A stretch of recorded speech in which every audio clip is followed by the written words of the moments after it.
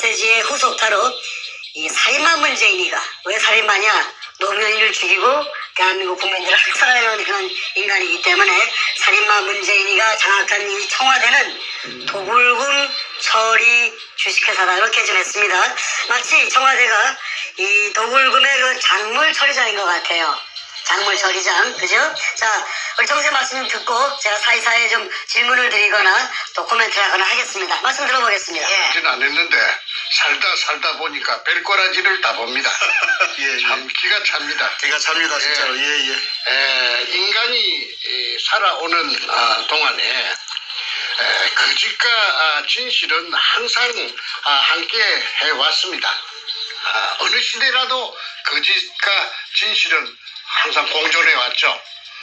거짓이 힘이 세어서 진실을 죽이려고 해도 그럴수록 진실은 퍼덩퍼덩 죽지 않고 살아난다고 배웠습니다. 책에 그렇게 써져 있습니다. 더욱 시퍼렇게 살아났죠? 예, 더욱 시퍼렇게 뿌득뿌득 덕기 나온다고 그랬어요. 예. 오늘은 청와대를 불법 점거하면서 가전 근무술수와 자신의 재상을 감추기에 급급하면서 또 도굴된 금을 팔아먹으려고 돈으로 바꾸려고 온갖 잔대가리를 굴리고 있는 그 문가놈의 민낯을 여과 없이 한번 보도록 하겠습니다. 오늘의 메시지가 중요한 일을 제가 잠시 한번 코멘트를 넣으면요. 이런 질문들이 많아요. 제가 댓글들 열심히 보는 편인데 이런 질문이 가끔 나옵니다. 뭐냐 하면은 아니 문재인이가 왜 금이라 연결되어 있는지 증거가 어디 있느냐 그 얘기를 많이 합니다. 왜냐하면 우리 정생님이 금을 발견한 시점이 2002년도 당시에 김대중의 말년이었고 바로 다음에 이제 노무현으로 바뀌는 때였기 때문에 그 당시에 문재인은 대통령도 아니고 왜 문재인이 여기에 관련돼 있다고 얘기를 하느냐 라는 어떤 것이 그 질문에 많이 있는데 오늘 바로 문재인이가 이제 김대중 가고 노무현이 죽였고 그러고 나서 문재인이가 얼마나 살인마적인 행위를 했었고 이 금의 작물에 비로소 작물을 뺑뺑이 돌린 인간인지 한번 여실히 드러내는 좋은 메시지가 될 것 같습니다. 자, 말씀 들어보겠습니다.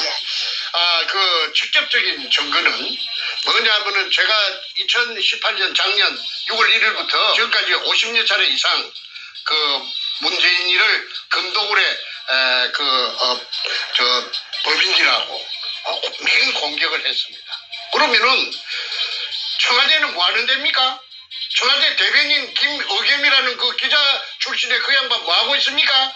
대통령을 금독을 범죄단에 연루된 자기 오야붕을 죽인 그 살인마라고 또 금독을 전부 문현동 의뢰공장에 우리 선조들의 유골을 물속에 포화된 유골을 제끼고 금만 쏙 빼간 처먹은 더러운 천인공도할 더러운 인간이라고 범죄자라고 50여 차례 온 세상에다가 애쓰면은 무슨 반응이 있어야 되죠.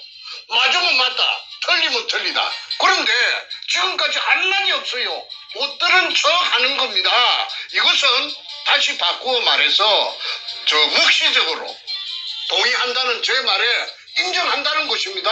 그러니까 아무런 반응이 없죠. 그게 직접적인 증거가 된다고 저는 강조합니다. 자신들이 말을 꺼내는 순간 더 커지기 때문에 찍소리 못하는 거죠. 그래서 제가 지금 바라는 것이 유도하는 것이 반응이 있기를 바라고 자꾸 유도를 했는데 지금까지 죽은 듯이 기먹자가리들인가 전부 다 기먹거리들이에요.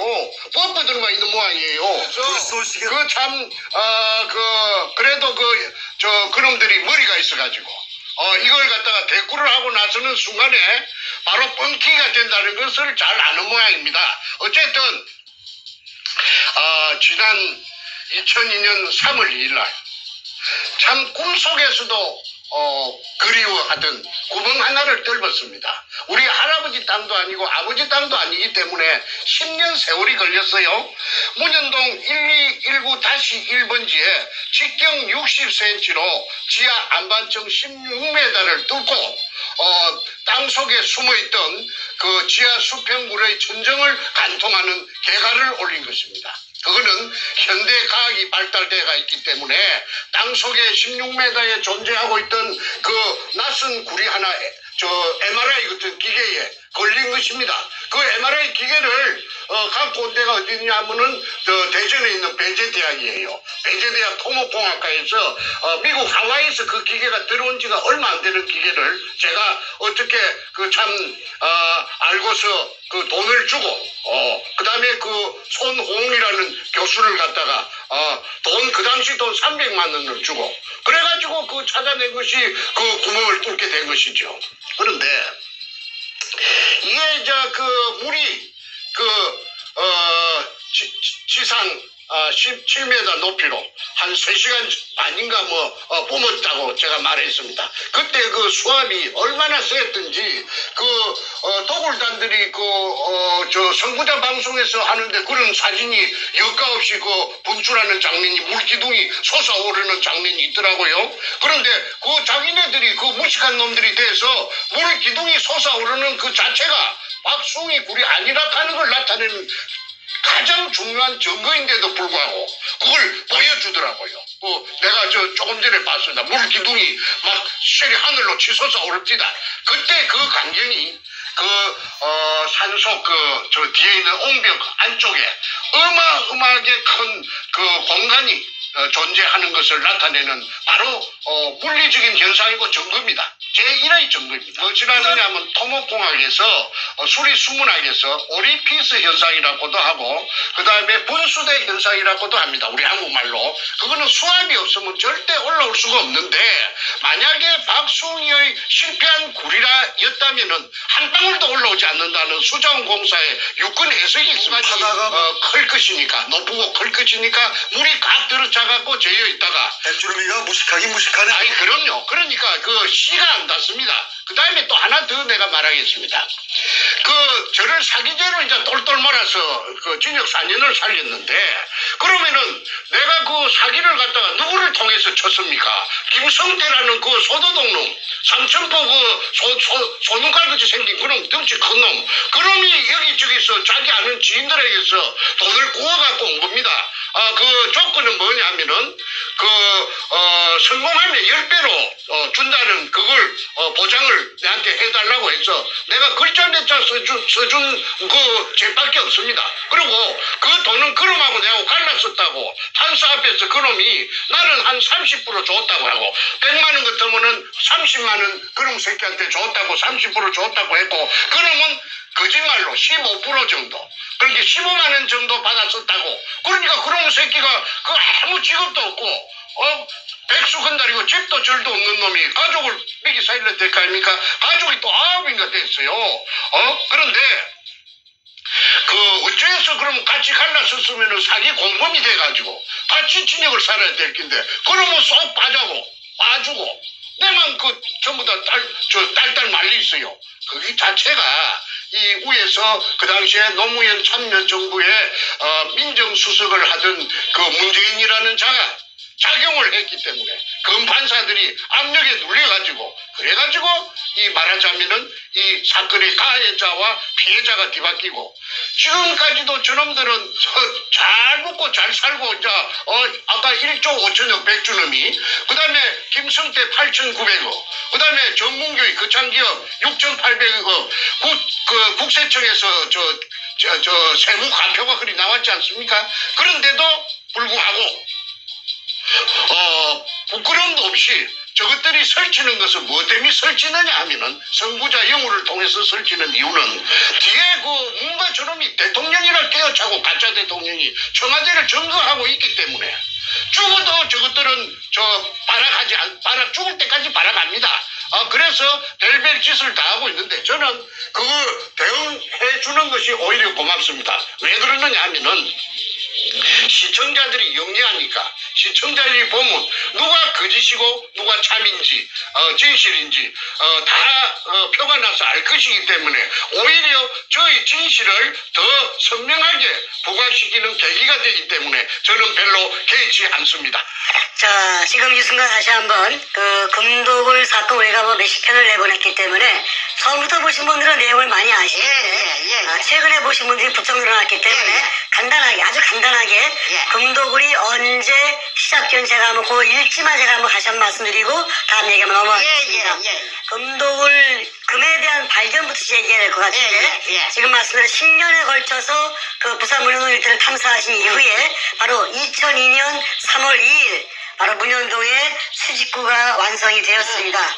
그 지하 4m부터 물속이 포화 상태로 확인됐고요.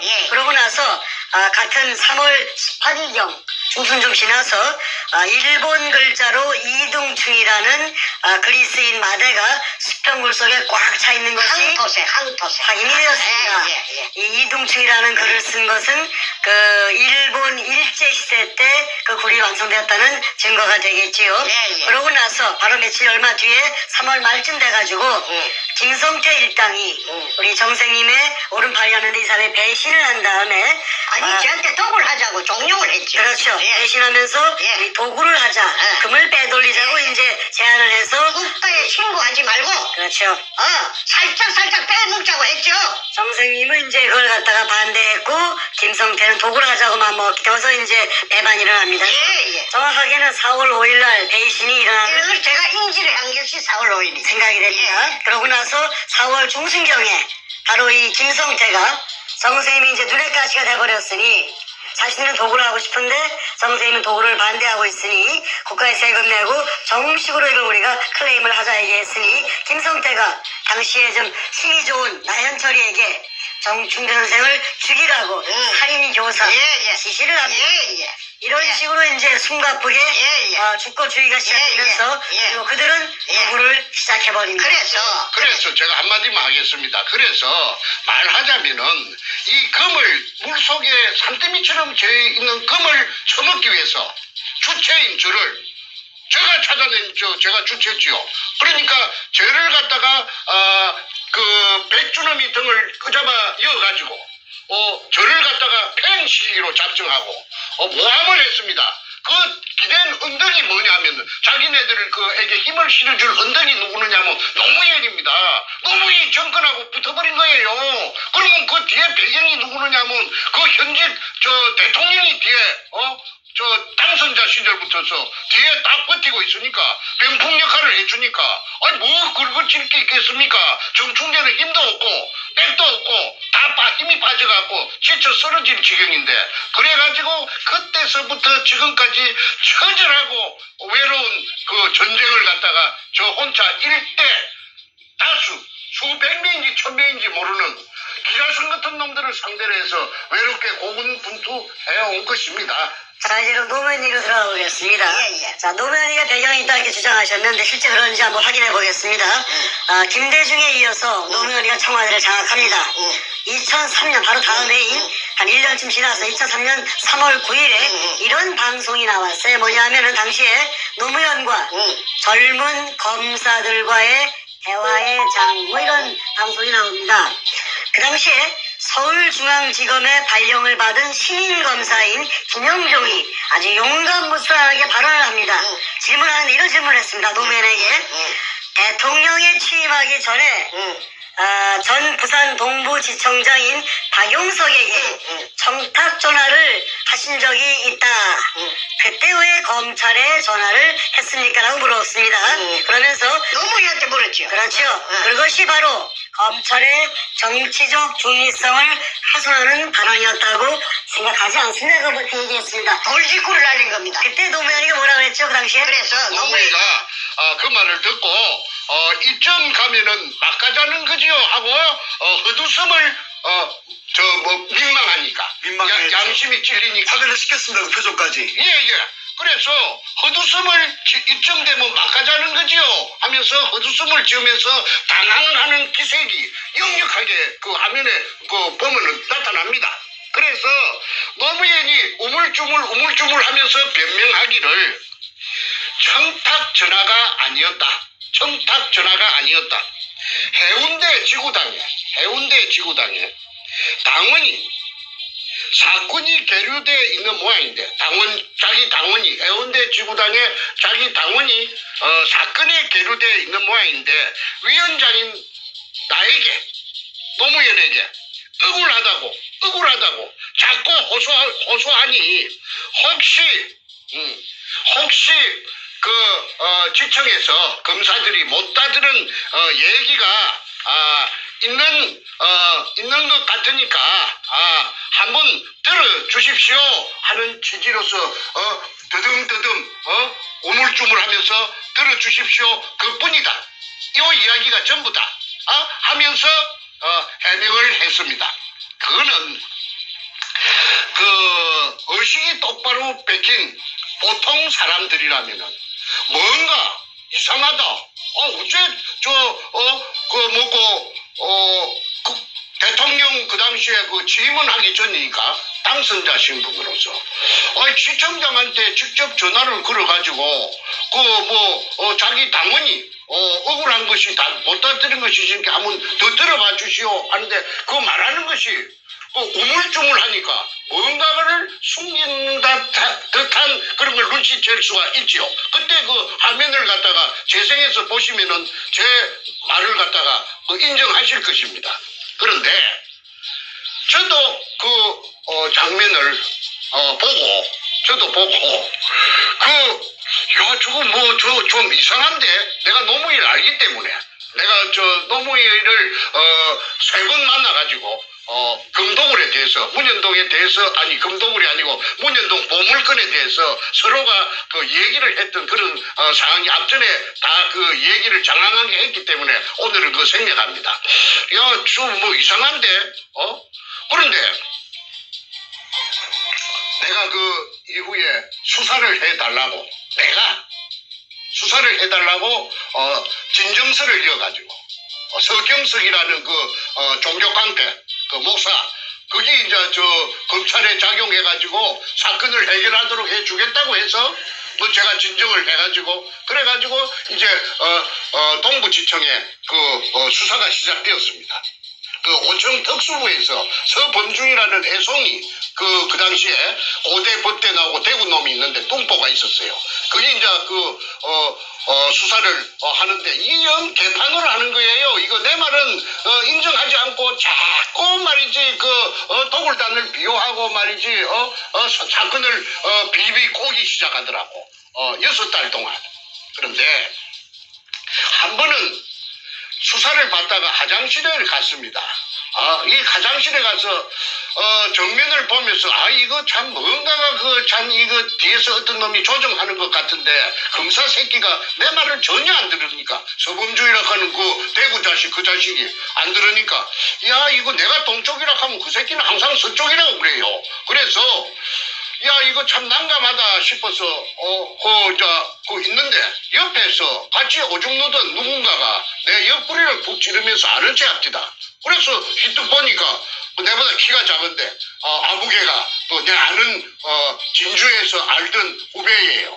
그 진주지청에 무전사로 있습니다. 무전사. 원래는 그 친구가 배를 타든 원양어선을 타든 무술사인데 검찰에 취직이 돼가지고 말하자면 통신을 담당하는 그런 직책이었는데 진주 검찰청에 있다가 이게 웬일이고 한 게 내 요 회사로 정근 온 지가 한 1년 안 됩니까? 형님은 요게 웬일입니까? 해서 내가 문현동 금도굴에 대해서 내가 이야기를 했다. 그 애가 하들짝 놀라면서 하는 말이 아이고 형님이 주인공입니까? 그래 네가 어째 그래 문현동의 금도굴 사건을 아느냐 하니까 이거 우리 회사 직원들 전부 다 모르는 사람이 없습니다. 어째 모르는 사람이 없단 말이냐? 노무현이가 우리 회사 사장한테 지청장한테 박용석이한테 전화를 걸어가지고 그러니까 이 회사는 것이요. 자기네 지청을 일컬어서 회사라 하더라고. 그러면서 우리 회사 사장한테다가 그 전화를 한 게 노무현이 아닙니까? 내가 이제 그런 걸 모르는 줄 알고. 그래 무엇을 부탁하려고 전화를 했다 하대 할게. 아이고 문영동에 그 금덕을 그 형님이 주인공인 줄 나는 몰랐는데 그 금덕을에 타치하지 말라고 전화를 갖다가 한 걸 갖다가 우리 회사 직원 여자 직원 타이피스트까지 전부 다 전화 교환한 거지 다 압니다. 본부지청에 직원들 다 안다고 그러대. 그래서 내가 꿈을 깼습니다. 노무현이가 가담이 되었구나. 노무현이라 하는 이 더러운 도둑놈이. 그럼이 그 앞전에 내가 도둑놈이라고 했어요. 그 김해 임업시험장에 저거 형 노금평이하고 같이 그 철조망을 절단하고 들어가서 그 단감나무 묘목을 뭐 100개 지말로 100개 뭐 200개 훔쳤는지 300개 훔쳤는지 모르죠. 그래갖고 저거 집 뒤에 봉아리 뒤에 산에 저거 산에 조그마한 산이 있는데 거기에다가 그 단감나무 가수원을 조성했다고 그 새끼가 그 온 사방에 무슨 훈장 받을 자랑인 것처럼 떠들기 때문에 세상에 알려졌지요. 제가 지어낸 말이 아니고 원래부터 도벽이 있는 사람이 그렇죠. 그런 게 이제 머리가 좋아가지고 죽으라고 쪼아갖고 10년 동안 그래갖고 저 사법시험에 파스해갖고 1년 반 정도 그 대전지법에서 그 판사 생활을 했는데 월급이 작아갖고 사표 놓고 부산에 내려와갖고 그 도청 앞에서 부영동 도청 앞에서 변호사 하면서 그 문과 죽을 만난 겁니다. 그래가지고 같은 도둑놈끼리 만난 거예요. 자, 여기까지 정리하면은 노무현이가 대통령 취임하기 전에 검찰 측에 전화해서 지시를 했다. 무슨 지시를 했냐면은 문현동 금독을 사건에 대해서 타치하지 마라. 건들지 마라. 엄포를 놨다. 그러니까 정충재 바보 만들고 감옥에 집어넣어버리고 이 사건을 봉합시켜라. 손대지 마라. 버리죠. 덮어라. 오케이. 그걸 이제 김영종이가 말하자면 그때 젊은 검사들과의 대화의장에서 그걸 바로 돌직구로 안 날렸으면은 제가 어떻게 이런 걸 알 수가 있었겠어요? 그렇죠. 그렇습니까? 그분은 저 안양지청장을 끝으로 해가지고 검사장 승진이 안 되니까 옷을 벗고 제 알기로 한 3년 정도 전에 저 서초동 앞에 그 송결이라고 송결자는 한문으로 결백하다 할 때 깨끗하다 아마 결자 모양인데 소나무 송자 그러니까 늘 푸른 소나무니까 소나무처럼 늘 푸르게 깨끗하다. 오염되지 않겠다. 아마 그런 그 사람의 신조모인데 간판을 그걸 걸고 변호사를 기업하고 있다가 얼마 전에 자유한국당에 중앙윤리위원장으로 영입된 걸로 제가 알고 있습니다. 그런데 그 사람을 내가 찾아가서 만났어요. 그 사람한테 찾아가서 만나서 긴노유리 오퍼레이션 그 책도 내가 황금백화점 책도 한 권 주고 그 다음에 정충재를 잘 알고 있습니다. 그래서 앞으로 필요하다면은 그 만약에 한국에서 청문회가 열린다든지 그다음에 국정조사가 열린다든지 해서 수사가 본격적으로 시작되면은 그분에게 내가 도움을 요청할 계획입니다. 더 이상 그분이 한테 입장이 난처할까 싶어서 그분에 대한 언급은 생략하도록 하겠습니다. 네, 알겠습니다. 하여튼 김영종 당시 검사가 아주 올곧게 노무현한테 돌직구를 날렸고 그 이후로 남원들하고 이제 밑보였는지 하여튼 크게 성장하지 못하고 이제 변호사 기업으로 가고 있는데 잘리죠. 검사장 승진이 안 되면 잘리니까. 자, 하여튼 그 모든 상황을 정리했을 때 노무현이가 대통령 당선이 되면서 취임하기도 전부터 검찰에 압력을 넣어서 이 사건을 건들지 못하게끔 압력했다는 것이 이제 다 파악이 됐습니다. 다음 얘기 넘어가 보죠. 그 다음에 이제 그 노무현이가 관련되었다는 거는 그거 하나를 이야기했는데 또 하나만 더 이야기합시다. 그러시죠. 여러 개 있지만은 시간 관계상. 그러시죠. 그 노무현이하고 그 도굴두목 백주놈이하고는 모르는 사이가 아니고 아는 사이라요. 서로가. 얼마 정도 아는 사이냐면 20년 같이 그 이전에 그 도굴 사건 이전에 한 20년 동안 동호회를 같이 했어요. 동호회. 동호회가 동호회가 뭐냐면은 그 증거가 인터넷에서 제가 찾아냈습니다. 그 한국 열기구 협회라는 게 있어요. 그 풍선에다가 속구리를 달고 불로 피해가고 날아가는 게 있는데 열기구 협회라는데 그게 노무현이가 25년인가 20년 되고 그 다음에 회장이 누구느냐면 그 백준범이가 회장이에요. 그래서 저 태평양을 건너가는 그 이벤트를 2001년도에 할 적에 저 백준범이가 총괄본부장이고 그 노무현이가 추진본부장입니다. 종로 국회의원으로서. 그래서 그 두 놈이 그 묘하게 내가 연결고리를 찾으려고 내가 참말로 고생을 많이 하다가 내가 찾아낸 것이 열기구협회 회원이었다. 그리고 문현동의 금도굴에 열기구협회의 그 간부들이 많이 동원되는 것이 김성태가 쓴 그 제주도 탐사일기 A4 용지 404쪽짜리에 그게 은종진이라든지 그 영감이 아마 나이가 많아서 죽었을 건데 그런 사람들이 많이 나타납니다.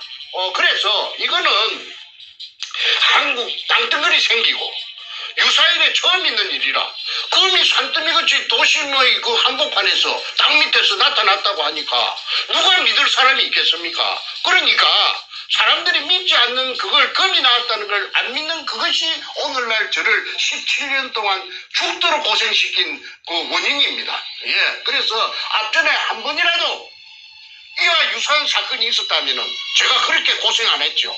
벌써 해결됐죠. 그리고 일만 가진되고 한국에는 큰 도움이 되고 부산시에도 큰 도움이 됐을 겁니다. 왜냐하면은 그 도굴 금이 나온 그 유골이 재여 있는 의뢰공장 그 실체가 1공장부터서 5공장까지 있는데 그 도면이 그 백준범이 가방 속에서 제가 입수해가 갖고 왔습니까? 그게 범내에 보면은 한 부분이 끝에서 끝까지 4km입니다. 그러면은 그 도면 그 자체를 전부 다 그 4km라 하는 걸 대입을 하면은 한 15km, 20km가 동서남북으로 된다는 결론입니다. 그러면은 부산시 남구 지하에는 그 용호동까지 수산대학 용호동 용당 캠퍼스 있는 그런 쪽까지 저 UMO지 근처하고 그지 지하 왕국이 존재한다는 겁니다. 지하에. 그러니까 그것이 실체적인 그 자기 모습을 드러내면은 그 어마어마한 관광지가 될 수가 있죠. 부산시의 관광 자원이 부족합니다. 특히나 바다니까 한국에서 제일 큰 항구 도시니까 그 부산시에서 그 의뢰공장하고 지하 의뢰공장하고 그다음에 바다하고 연계한 관광 상품을 만들어낸다면 아마 세계적인 관광 명소가 돼가지고 황금알을 낳는 거위가 돼서 부산시 재정에 엄청난 이득을 갖고 올 것이라고 제가 확신합니다.